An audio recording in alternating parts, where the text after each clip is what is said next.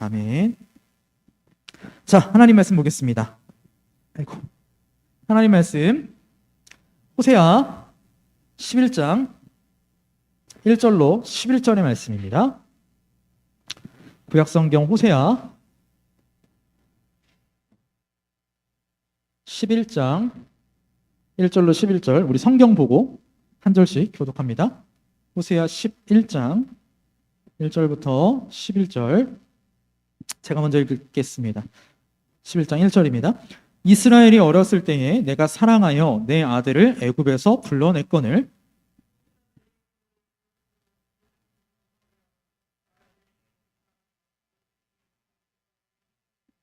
그러나 내가 에브라임에게 걸음을 가르치고 내 팔로 안았음에도 내가 그들을 고치는 줄을 그들은 알지 못하였도다.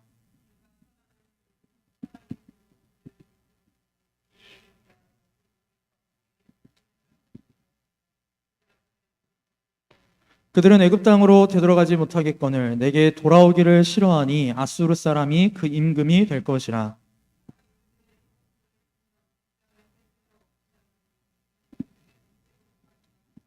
내 백성이 끝끝내 내게서 물러가나니 비록 그들을 불러 위에 계신 이에게로 돌아오라 할지라도 일어난 자가 하나도 없도다.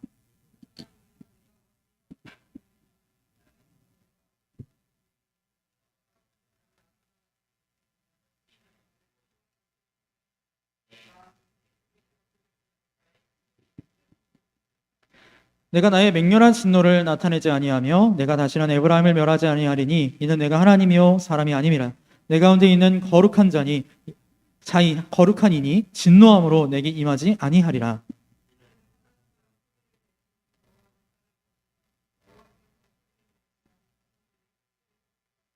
11절 같이 읽읍시다. 그들은 애굽에서부터 새같이 아수르에서부터 비둘기같이 떨며 오리니 내가 그들의 집에 머물게 하리라. 나 여호와의 말이니라. 아멘. 여러분, 하나님 하면 생각나는 단어들이 다 있을 것 같습니다. 보통 사람들한테 하나님 하면 가장 먼저 떠오르는 단어가 사랑의 하나님이라는 단어일 겁니다. 네, 맞습니다. 여러분, 우리 하나님은 사랑의 하나님이시죠. 그런데 그 사랑의 하나님이 얼마나 큰 사랑의 하나님이신가, 그것을 우리는 성경을 통해서 발견하게 됩니다. 자, 그런데 구약 성경에서 사랑의 하나님을 가장 잘 나타내는 성경을 단 하나만 꼽으라 그러면요, 저는 오늘 우리가 읽은 호세아서의 말씀을 꼽습니다. 호세아서는 우리 하나님께서 얼마나 큰 사랑을 갖고 계신 사랑의 하나님이신가를 보여주는 성경입니다.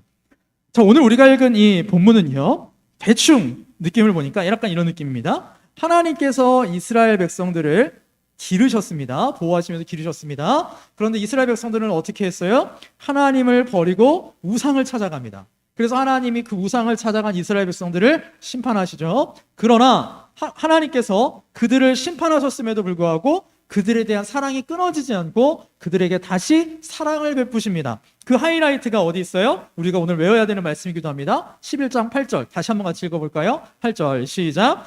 에브라임이여 내가 어찌 너를 놓겠느냐, 이스라엘이여 내가 어찌 너를 버리겠느냐, 내가 어찌 너를 아드마같이 놓겠느냐, 내 어찌 너를 스보임같이 두겠느냐, 내 마음이 내 속에서 돌이켜 나의 긍휼이 온전히 불붙듯 하도다. 네, 이게 죄를 지은 이스라엘 백성들을 향한 하나님의 마음이었습니다. 호세아서는요, 참 재밌는 성경입니다. 물론 저는 개인적으로 모든 성경이 거의 다 재밌긴 하지만, 여러분, 호세아라는 이 이름의 뜻이 혹시 뭔지 아시는 분 있을까요? 호세아? 호세아를 신약에서는 이렇게 부릅니다. 예수라고 부릅니다. 구원자라는 뜻입니다. 그런데 이 호세아서의 내용을 보면 구원의 내용과는 조금 거리가 있어 보이는 내용들도 있습니다. 많이 있습니다. 그러나 결론적으로 보면 하나님께서는 이스라엘을 향하여 구원을, 사랑을 이야기를 하십니다. 자, 이 호세아서는요, 어디를 대상으로 만들어 기록된 성경이냐면, 호세아 선지자는 어디에서 활동한 선지자냐면, 이스라엘이 남북으로 갈라지고 나서 조금 더 상태가 좋은 나라가 어디였을까요? 북이스라엘과 남유다 중에 조금 더 그나마 하나님 앞에서 상태가 괜찮았던 애들, 거기가 북쪽이었을까요? 남쪽이었을까요? 상현아, 한번 찍어봐. 북쪽이 상태가 좋았을까요? 남쪽이 상태가 좋았을까요? 남쪽이 상태가 좋았어요. 훨씬 좋았어요. 북쪽 이스라엘은요, 너무 상태가 사실 시작부터 굉장히 어긋났어요. 삐끗거렸어요. 그럼에도 불구하고 하나님께서는 그 이스라엘 백성들을 향한 당신의 언약과 당신의 사랑을 거두시지 않았습니다. 그러나 시간이 흐르면 흐를수록 북이스라엘 사람들의 우상숭배는, 특히 호세아서에서 지적하는 그들의 죄인 우상숭배는 날이 갈수록 개판이었어요. 정말 제가 이렇게 좀 과격한 말을 쓰긴 하지만 날이 갈수록 개판이었습니다. 하나님께서는요, 호세아 선지자에서 그들의 그 우상 숭배를 뭐에 비유하시냐면요, 조금 있는 말로 쓰면 간음에 비유하셨고요, 직접적인 말로 쓰면 불륜에 비유하셨습니다. 자, 우리 이제 슬슬 우리 청년부 지체들이 결혼 정년기가 거의 다 돼가고 계십니다. 제가 처음에 왔으면 진짜 다 애기들이었는데 어느새 커가지고 이제 결혼 정년기가 돼가고 있어요. 자, 송이야, 송이가 이제 결혼을 했어. 좋은 남편을 얻었어요. 근데 남편이 바람을 폈네. 어떻게 할 거야?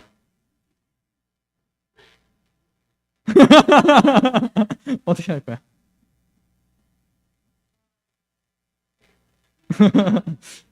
그럼 좀 언니한테 한번 물어볼까요? 자, 윤이야, 결혼을 했어요. 근데 사실 이 남편이 전적이 있었어. 연애할 때도 좀 바람핀 전적이 있었어. 그럼에도 불구하고 내가 다시 바람피면 네 남편이라 네 아들이야 막 이러면서 이렇게 해가지고 결혼을 했어. 근데 얘가 또 바람을 피네. 이제 아들이 됐어요. 이제 그 아들을 어떻게 할 거예요? 소희야, 어떻게 할 거야? 결혼했는데 남편이 바람을 펴. 어? 이혼하면 안 되냐고? 그러니까 심정 같아서는 어떻게 하고 싶어요? 여러분, 불륜은 성경에서 인정하는 이혼의 사유예요. 물론 하나님께서는 그래도 좀 데리고 살 수 있으면 데리고 살아봐라고 하시는데 지금 거의 진저리를 치는데. 자, 그럼 우리 자매들만 물어보세요. 형제들 한번 물어볼까요? 이노야, 아내가 바람을 폈어요. 불륜을 저질렀어요. 어떻게 할 거예요?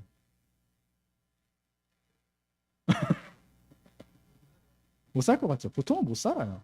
그런데 하나님께서요, 그 내용을 호세아서에서 보여주셨어요. 자, 우리 앞으로 가봅시다. 호세아서 1장으로 한번 가볼까요? 자, 호세아서 1장 2절부터 3절 제가 읽을게요. 여호와께서 처음 호세아에게 말씀하실 때 여호와께서 호세아에게 이르시되 너는 가서 음란한 여자를 맞이하여 음란한 자식들을 낳으라. 이 나라가 여호와를 떠나 크게 음란한 민이라 하시니 이에 그가 가서 디블라임의 딸 고멜을 맞이하였더니 고멜이 임신하여 아들을 낳음에 4절 여호와께서 호세아에게 이르시되 그의 이름을 이스라엘이라 하라. 조금 후에 내가 이스라엘의 피를 예후의 집에 갚으며 이스라엘 족속의 나라를 폐할 것임이니라. 하나님께서 호세아 선지자를 당신의 선지자로 부르셨습니다. 그리고서 가장 처음 맡기신 임무가 뭐냐면, 보통 다른 선지자를 딱 부르셨을 때는 처음 맡기신 임무가 뭐예요? 가서 뭐 심판을 선포하든 사랑을 선포하든 뭔가 멋있는 일 같은 뭐 선포를 이렇게 하라고 말씀하시잖아요. 근데 첫 번째 하신 말씀, 가서 음란한 여자를 맞이하여 음란한 자식들을 낳으라. 결혼을 하라고 하셨는데 좋은 사람하고 좋은 여자하고 결혼하는 게 아니에요. 우리로 따지면 노는 여자랑 결혼하라고 하신 거예요. 노는 여자랑 결혼하라고 하셨어요. 참 대단한 게 호세아가 또 그렇게 합니다. 그래서 호세아가 그 여자랑 그 여자 이름이 고멜이라고 나오죠. 그 음란한 여자였던 고멜과 결혼을 해서 애를 몇을 낳냐면 셋을 낳아요. 아들 둘, 딸 하나. 이렇게 해서 세 자녀를 낳습니다. 근데 이 세 자녀가 자람에도 불구하고 잘하고 있는데 고멜이 어떻게 하냐면요, 집을 나가요. 집을 나가서 또 바람을 핍니다. 자, 우리 성질 같으면 이런 정신 나간 하면서 이제 너는 다시는 안 봐. 내 애 엄마더라도 넌 안 볼 거야 라고 할 텐데, 하나님께서 어떤 말씀을 하시냐면요, 3장 가볼까요? 3장 1절 보겠습니다. 3장 1절 같이 읽어봅시다. 3장 1절 시작. 여호와께서 내게 이르시되 이스라엘 자손이 다른 신을 섬기고 건포도 과자를 즐길지라도 여호와가 그들을 사랑하라니 너는 또 가서 타인의 사랑을 받아 음녀가 된 그 여자를 하나님께서 이렇게 호세아에게 명령하셨습니다. 오늘날 우리의 가치관에서는 하나님이 해도 너무하시지 않나요? 그런데 호세아는 하나님의 선지자, 하나님의 종으로서 하나님의 뜻을 알았기에 이 어려운 명령을 수행합니다. 자, 2절부터 제가 읽을게요. 3장 2절. 내가 은 15개와 보리 한 호멜 반으로 나를 위하여 그를 사고 그에게 이르기를 너는 많은 날 동안 나와 함께 지내고 음행하지 말며 다른 남자를 따르지 말라. 나도 내게 그리하리라 하였노라. 자, 여러분, 어떻게 보면 사람의, 제가 중간에 왜 웃었냐면 채팅창을 보는데 민혁이가 어우 이렇게 올려놨어요. 그래서 당연히 이런 소리가 나오는 게 정상이지. 하나님께서 호세아와 고멜을 통해서 지금 뭘 보여주셨냐면 호세아로 비유되는 하나님, 고멜로 비유되는 이스라엘의 관계를 보여주신 겁니다. 하나님과 이스라엘의 관계는 마치 신랑과 신부의 관계와 같았어요. 그런데 지금 그 신부되는 이스라엘이 자꾸 가서 바람을 피우는 거예요. 직접적인 표현을 하자면 자꾸 가서 하나님을 떠나 우상을 숭배하고 있습니다. 하나님 기준에서 이건 불륜이에요. 간음이에요. 자, 그럼에도 불구하고 하나님께서는 그 이스라엘을 사랑하고 용서하고 또 사랑하고 또 용서하고 또 사랑하고 또 용서해 주셨습니다. 자, 그게 어떻게 가능할까요? 오늘 말씀의 제목이 이겁니다. 말씀의 제목까지 오는데 참 오래 걸렸죠? 끊어지지 않는 하나님의 사랑 때문에. 이스라엘 백성은요, 미우나 고우나 하나님께서 선택하신 하나님의 백성, 하나님의 사랑의 대상들입니다. 그러다 보니까 하나님께서는요, 그들을 향하여 사랑을 끊이지 않으시는데 그 사랑의 절정이 기록되어 있는 장이 오늘 우리가 함께 읽은 본문 11장 1절로 11절입니다. 자, 오늘 좋은 설교를 일찍 마칠 거라서 제가 빠르게 한번 보도록 하겠습니다. 자, 1절부터 4절 말씀을 보니까 이렇게 말씀합니다. 이스라엘이 어렸을 때에 내가 사랑하여 내 아들을 애굽에서 불러냈거늘 선지자들이 그들을 부를수록 그들은 점점 멀리하고 바알들에게 제사하며 아로 새긴 우상 앞에서 분향하였느니라. 그러나 내가 에브라임에게 걸음을 가르치고 내 팔로 안았음에도 내가 그들을 고치는 줄을 그들은 알지 못하였도다. 내가 사람의 줄, 곧 사랑의 줄로 그들을 이끌었고 그들에게 대하여 그 목에서 멍에를 벗기는 자같이 되었으며 그들 앞에 먹을 것을 두었노라 라고 말씀합니다. 자, 1절 말씀을 보면요, 어디가 생각나요? 한 성경이 생각날 겁니다. 이스라엘이 어렸을 때 내가 사랑하여 내 아들을 어디서 불러냈다고요? 애굽에서 불러냈거든요. 이 얘기가 어느 성경에 있는 이야기일까요? 출애굽기의 이야기죠. 물론 이 말씀이 나중에 가면 예수님에 대한 예언의 말씀이기도 한데 지금은 이제 거기까지 나아가진 않을 거고 1차원적으로만 봅시다. 하나님께서 이스라엘을 사랑하셔서 애굽에서 400년 넘게 고생하던 그들을 택하여 불러내셨습니다. 그리고 불러내시고 나서요, 그냥 두신 게 아니라 우리 3절과 4절 말씀을 보니까 팔로 안아도 주셨고 고쳐도 주셨고 사람의 줄, 곧 사랑의 줄, 다시 말하면 하나님 그들을 사랑하셔서 좋은 지도자들을 보내셔서 그들을 이끌어 주셨고 그 목에서 멍에를 벗기는 자가, 이 멍에를 벗겼다는 말은 그들에게 있는 힘든 일, 어려운 일들을 다 벗겨주셨다는 말이에요. 고통을 제해 주셨다는 말입니다. 그렇게 해주셨습니다. 근데 이스라엘은 어떻게 했어요? 2절 말씀을 보니까 선지자들을 보내서 불러주셨음에도 불구하고 그들은 우상을 섬기러 갔어요. 우상을 숭배하러 갔어요. 5절부터 7절을 보면요, 더 가관입니다. 5절.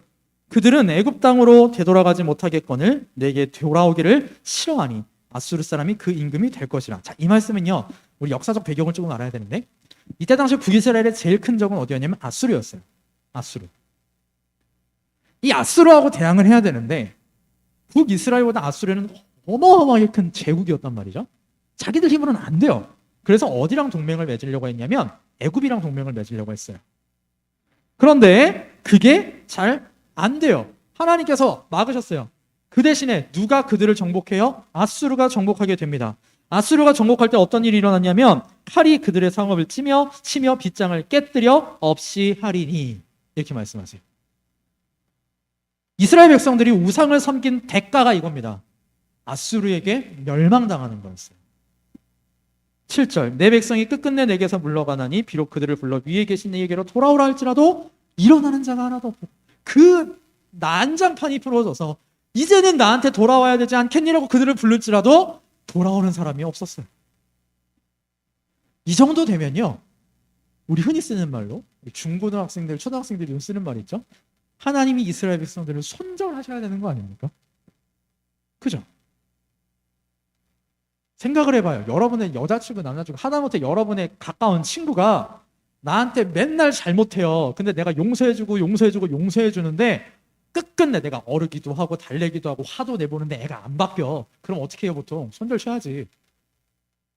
근데요, 하나님께서는 지금 어떻게 하고 계시냐면 그들을 끝까지 사랑하셨어요. 이제는 하나님이 북이스라엘을 진짜 후드려 패셔도 모든 사람들이 그래, 그럴만했어.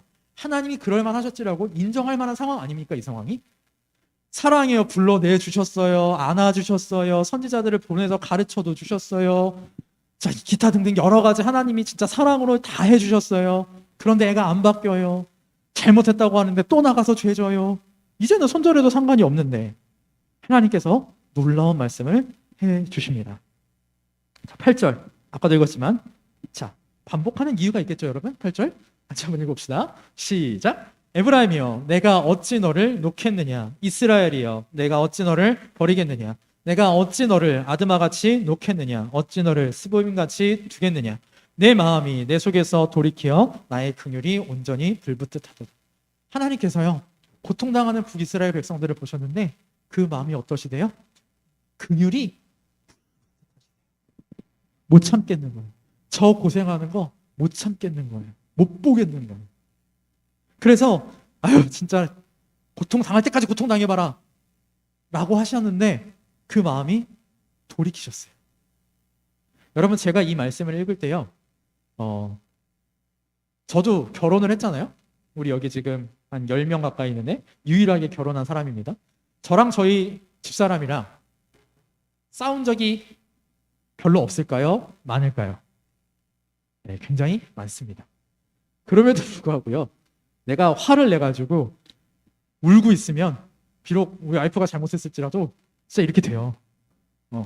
딱 하고 불쌍하고 아유, 내가 또 이렇게 해줘야지 또 이렇게 돼요. 근데 이게 딸내미가 생기니까 더 없디다. 우리 세아가 가끔 가다가 이제 영화삼통이라고 그래가지고 애들이 배앓이가 오는 게 있어요. 근데 그걸 하면 진짜로 자지러지게 울어요. 그걸 보면은 진짜로 막 불쌍한 마음이 진짜로 이 말씀이 딱 맞아요. 불붙듯해요. 어떻게 뭐 해줄 건 없는데 미칠 것 같아요. 하나님께서 북이스라엘 대상으로 그런 마음이 드셨다는 겁니다. 그래서 하나님께서 어떻게 해주시냐면 9절, 10절, 11절의 말씀을 보니까 내가 나의 맹렬한 진노를 나타내지 아니하며 내가 다시는 에브라임을 멸하지 아니하리니 이는 내가 하나님이요 사람이 아님이라. 내 가운데 있는 거룩한 이니 진노함으로 내게 임하지 아니하리라. 그들은 사자처럼 소리를 내시는 여호와를 따를 것이라. 여호와께서 소리를 내시면 자손들이 서쪽에서 떨며오되 그들은 애굽에서부터 새같이 아수르에서부터 비둘기같이 떨며오리니 내가 그들을 그들의 집에 머물게 하리라. 나 여호와의 말이니라. 하나님께서 그들을 다시 불러주시고 다시 사랑해 주신다는 거예요. 진짜 놀라운 하나님의 사랑 아닙니까? 사람의 기준에서 보면요, 인간관계 쪽 내야죠. 쪽 내는 게 맞는데 우리 하나님의 사랑은 그런 사랑이 아니에요. 끊어지지 않는 하나님의 사랑. 그런데 이렇게 오해할 수 있어요. 그러면 하나님은 모든 사람들을 다 용서하시겠구나. 아니요. 오늘 본문 8절에요. 용서받지 못한 두 도시가 나옵니다. 어디하고 어디예요? 첫 번째 아드마, 두 번째 스보임. 이 두 성읍입니다. 8절 말씀을 보니까 하나님께서 아드마는 놓아두셨고요. 스보임은 두셨어요. 이 아드마 스보임은 멸망한 도시입니다. 지금은 이 도시가 흔적도 없어요. 흔적은 있다. 어디 있었는지 대충은 알 수 있는데 유적지 하나 안 남아 있습니다. 여기가 어디냐면요, 14장 8절, 창세기 14장 8절에 보니까 이렇게 나와 있어요. 소돔 왕과 고모라 왕과 아드마 왕과 스보임 왕과 벨라 곧 수알 왕이 나와서 시딤 골짜기에서 그들과 전쟁을 하기 위하여 진을 쳤더니 여기서 아드마와 스보임이 처음 등장을 합니다. 대충 보니까 어디 옆 동네? 상일아, 어디 옆 동네? 그렇지, 거기는 많이 들어봤죠. 소돔 고모라 옆 동네예요. 옆 동네. 같이 친하게 지내던 친구들이에요. 근데 소돔과, 여러분 친구 잘 사귀어야 돼. 소돔과 고모라랑 친하게 지내다 보니까 얘들이 어떤 꼬라지를 당했냐면 신명기 29장 23절 말씀을 보니까 이렇게 말씀합니다. 그 온 땅이 유황이 되며 소금이 되며 또 불에 타서 심지도 못하며 결실함도 없으며 거기에는 아무 풀도 나지 아니함이니 옛적에 여호와께서 진노와 격분으로 멸하신 소돔과 고모라와 아드마와 스보임이 무너진 같음을 볼 것이다. 친구 잘못 사귀어서 얘네도 어떻게 된 거예요? 소돔과 고모라가 유황불에 멸망당하는 그날 얘들도 없어졌어요. 제가 아까 유적지 없다 그랬는데 흔적은 있다 그랬죠. 그 흔적이 어디냐면 저기 이스라엘에 가면 수영 못하는 사람으로 둥둥 뜨는 바다가 있어요. 사해. 네, 거기에요, 거기. 하나님께서는 아드마나 스보임 같이 아주 극심한 죄를 지은 이들 일말의 자비도 없이 멸하셨습니다. 앞으로 나중에 보겠지만 북이스라엘을 멸망시킨 이 아수르도 하나님께서 멸망시키셨고요. 남유다를 멸망시킨 바빌로니아도 멸망시키셨고요. 이스라엘 백성들을 괴롭힌 많은 민족들을 하나님께서 멸망시키셨어요. 그런데 유독 이스라엘을 향해서만은 하나님께서 사랑이 끊어지지 않으시고 긍휼이 항상 온전히 불붙듯 하셨어요. 왜 그럴까요? 무슨 차이가 있을까요? 상현아, 무슨 차이가 있을까요? 왜 아드마하고 스보임은 멸망당한 하나님 두셨는데 북이스라엘은 하나님께서 멸망당하지 않게 하시고 다 사랑으로 다시 끌어셨을까요? 무슨 차이가 있을까?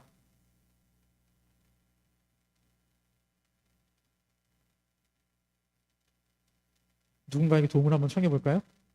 누구? 소희? 소희야, 무슨 잘못? 실태 거부한대. 여러분, 차이는요 간단해요. 하나님의 백성이냐 아니냐, 하나님의 사랑의 대상자냐 아니냐, 거기에 있어요.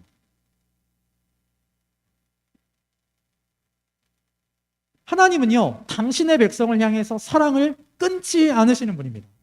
바꿔서 얘기할까요? 우리를 향한 당신의 사랑을 결코 끊지 않으시는 분입니다. 우리를 영원히 사랑하시는 분입니다. 우리가 비록 죄 가운데 있을지라도 우리를 사랑하시는 분이에요. 근데 우리가 죄 가운데 있을 때 하나님이 사랑하실 때 그 사랑의 표현이 어디서 어떻게 나타나냐면 징계로 나타납니다. 여러분, 삶을 살다 보면 여러 가지 힘들고 어려운 일을 만날 때가 있습니다. 와, 내가 지금 이 일을 왜 당하지? 아, 이게 무슨 일이지? 와, 하나님 왜 이렇게 나에게 힘든 일을 주시지? 두 가지 이유인데, 첫 번째는 욥처럼 연단하시기 위함입니다. 자, 외웠을 것 같은 사람. 유나야, 욥기 23장 10절. 내가 가는 길을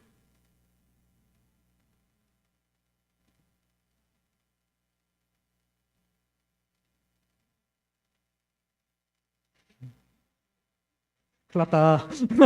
내가 가는 길을 그가 하시나니 그가 나를 단련하시면은 내가 순금같이 나오리라. 네, 단련하시는 거예요. 단련하시는 거. 근데 두 번째 이유는 뭐냐면요, 징계하시는 거예요. 우리가 하나님의 말씀대로 살지 않아서 우리 마음속에 하나님이 아닌 다른 게 우리 마음을 차지하고 있어서 내가 하나님의 법이 아니라 세상의 법을 따라 내 법을 따라서 살아가고 있어서 하나님이 너 그러면 안 되라고 훈계하시는 거예요. 징계하시는 거예요. 돌아오라고 때리시는 거예요. 마치 부모님이 아이가 잘못했을 때 눈물을 머금고 그 아이를 종아리도 때리고 손바닥도 때리면서 다시는 그 악한 일을 하지 않게 하시기 위해서 그렇게 하시는 것처럼 그렇게 하시는 겁니다. 여러분, 근데 이 하나님의 징계가요 사랑의 표현입니다. 자, 오늘 그 내용들을 보고 마치도록 하죠. 자, 히브리서 12장 6절로 8절 말씀을 보니까 이렇게 말씀입니다. 기니까 제가 읽을게요. 주께서 그 사랑하시는 자를 징계하시고 그가 받아들이시는 아들마다 채찍질 하심이라 하였으니 너희가 참음은 징계를 받기 위함이라. 하나님이 아들과 같이 너희를 대우하시나니 어찌 아버지가 징계하지 않는 아들이 있으리요. 징계는 다 받는 것이거늘 너희에게 없으면 사생자요 친아들이 아니니라. 여러분, 하나님께서 내가 죄를 짓고 하나님의 말씀을 따라 살아가지 않고 있을 때 우리를 징계하십니다. 왜요? 하나님의 아들이라고, 하나님의 딸이라서, 하나님의 선택한 백성이라서요. 이 징계가 하나님의 사랑의 표현입니다. 자, 히브리서 12장 10절 말씀 한 번 더 보죠.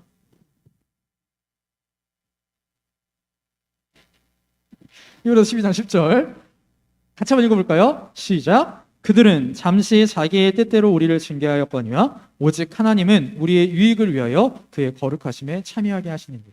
하나님의 징계의 목적이 여기 있어요.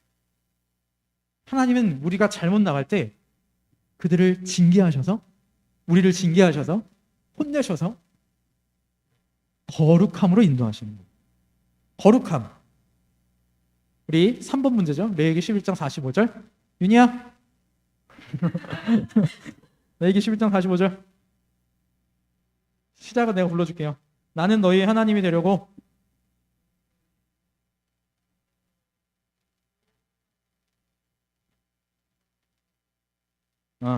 하나님께서 우리를 왜 선택하셨대요? 거룩하라고 선택하셨대요.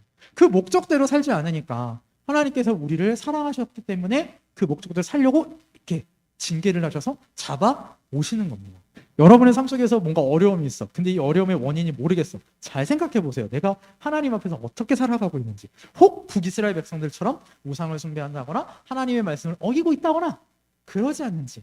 하나님은 우리를 사랑하셔서 계속 징계하신다는 거예요. 계시록 3장 19절 말씀을 보니까 이렇게 말씀합니다. 무릇 내가 사랑하는 자를 책망하여 징계하노니 그러므로 내가 열심을 내라 회개하라. 하나님께서 우리를 징계하실 때 우리의 반응은 하나예요. 왜 때려요? 이게 아니에요.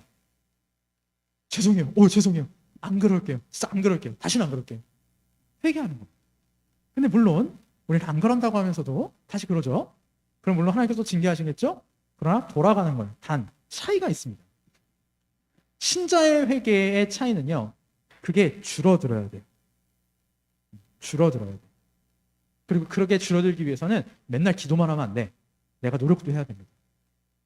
우리 어제 수련할 때 얘기했었죠? 금식도 해보고 셀프로 처벌도 해보고 내가 뭐 오늘 휴대폰으로 잘못을 했어. 그러면 하루 동안 내가 휴대폰을 일부러 꺼놓고 뭐 좀 멀리 해본다든지 아니면 내가 말로 실수를 했어. 그러면 한 1시간 동안 진짜 나 혼자 방에 들어가서 아무 말도 안 하고 하나님한테 그냥 회개 기도를 해본다든지 뭐 이런 것들. 그런 것들이 필요합니다. 그러면서 우리가 회개할 수 있어요. 심지어 잠언 3장 12절 말씀에서는요. 이렇게 말씀하십니다. 우리 같이 한번 읽어보죠. 여기 잠언 3장 12절 시작. 대저 여호와께서 그 사랑하시는 자를 징계하시기를 마치 아비가 그 기뻐하는 아들을 징계한 같이 하시느니라. 하나님께서 우리를 사랑하시기 때문에 징계하신다는 거예요. 하나님께서 오늘 호세아서를 오늘 다 읽지는 못했지만 아주 혹독하게 북이스라엘 백성들을 징계하십니다. 왜? 사랑하셔서요. 이렇게라도 해야지 얘들이 정신 차릴 것 같으니까. 만약에 우리 인생 가운데, 우리 삶 가운데 진짜 힘든 일이 많아요. 그럼 한번 생각해 보세요. 진짜 하나님이 이렇게까지 하셔서 나를 돌이키시려고 하시나? 내가 하나님 앞에서 어떤 문제가 있나? 곰곰이 생각해 보십시오. 그러면 그 이유를 알 거고요. 그 이유 가운데 궁극적으로는 하나님의 사랑이 있을 겁니다. 그 하나님의 사랑을 발견하시는 우리 청년부 여러분들 되셨으면 좋겠습니다. 자, 말씀을 조금 정리하죠. 여러분, 우리를 향한 하나님의 사랑은 언제나 지속됩니다. 언제나. 우리가 징계 가운데 있을지라도 지속됩니다. 아까 점심시간에 오늘 촬영을 좀 빨리 하고 와서 잠깐 집에 갔다 왔어요. 배도 고프고 집에 갔는데 사실 궁극적인 이유는 집에 간 이유는 잠깐 세어보려고 왔습니다. 아침에 자고 있는 거 보고 나왔거든요. 갔는데 애가 오늘 좀 많이 잤어. 그래서 기분이 되게 좋더라고. 그래서 갔는데 아빠 그러니까 웃어요. 막 웃으면서 막 옹알이를 막 이렇게 하고 있어요. 너무 이뻐. 근데 제가 지금 그렇게 세아를 이뻐하더라도 나중에 우리 세아가 점점 크면서 뭔가가 잘못을 하면 제 성격상 그럴 수도 있지 하면서 넘어갈 것 같으세요? 아니면 혼낼 것 같으세요? 어떨 것 같아? 소희야, 내가 어떻게 할 것 같아요? 나나 우리 집사람이 그냥 넘어갈 것 같아요? 네, 그러지 않을 겁니다. 이미 둘이서 합의를 봤습니다. 네. 왜요? 우리가 저랑 저희 집사람이 세아를 미워해서? 아니요, 사랑해서. 여러분들의 부모님이 여러분들을 잘못했을 때는 혼도 내셨을 거예요. 또 부모님이 아니더라도 뭐 교회에서가 됐건 뭐 학교에서 선생님들이 됐건 여러분들을 엄하게 혼내시는 그분들 중에는 진짜 여러분들을 사랑해서 그렇게 하시는 분들이 분명히 있습니다. 하나님께서도 마찬가지.